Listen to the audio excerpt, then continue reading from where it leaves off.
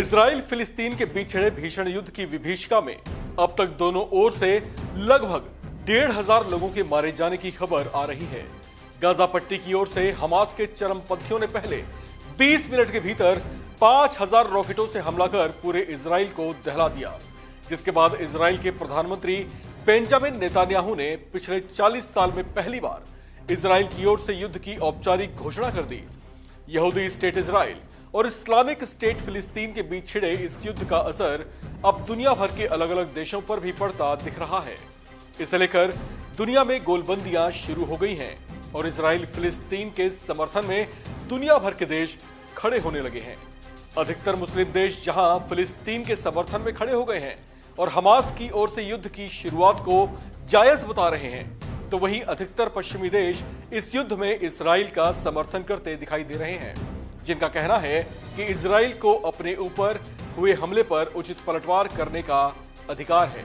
Israel ने Hamas के इस हमले को अपनी संप्रभुता पर किया गया हमला बताया है। इस युद्ध में अमेरिका खुलकर इजराइल की सहायता के लिए आगे आ गया है। अमेरिकी राष्ट्रपति जो बाइडेन ने इजरायली प्रधानमंत्री नेतान्याहू से फोन पर बात भी की है, जबकि अपने जंगी बेड़ों को इजराइल की सीमा पर तैनात करने के लिए रवाना कर दिया है। अमेरिका ने साफ लफ्जों में चेता दिया है कि जरूरत पड़ने पर अमेरिका मुंहतोड़ जवाब देने के लिए पीछे नहीं हटेगा। वहीं Britain, France, Germany, Australia, Norway, Canada, Spain, Poland, Austria के साथ साथ भारत समेत कई देशों ने इजराइल पर हुए इस हमले की कड़ी निंदा की है। वहीं दूसरी ओर इजराइल पर हमला कर उसे युद्ध के लिए ललकारने वाले फिलिस्तीन और हमास के चरमपंथियों की कार्रवाई को सही बताते हुए Iran, Yemen, Lebanon, Qatar, Pakistan, तुर्की और सऊदी अरेबिया ने भी इसका समर्थन किया है।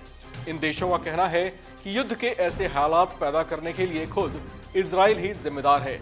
इस युद्ध में लेबनान और ईरान भी अप्रत्यक्ष तौर से सक्रिय होते दिखाई दिए हैं। ईरान समर्थित समूह हिजबुल्लाह लेबनान की सीमा में इजरायलियों पर हमले कर रहा है। इसे पश्चिमी देशों ने उकसाने वाली कार्रवाई बताया है और उसे इसके लिए सावधान रहने की चेतावनी भी दी है।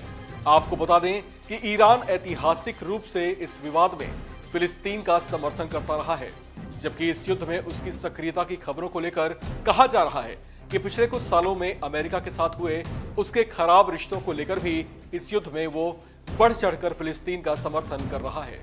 चर्चाएं हैं कि अगर इस युद्ध को जल्दी ही शांत नहीं किया गया तो ये लड़ाई एक अलग मोड़ पर निकल सकती है।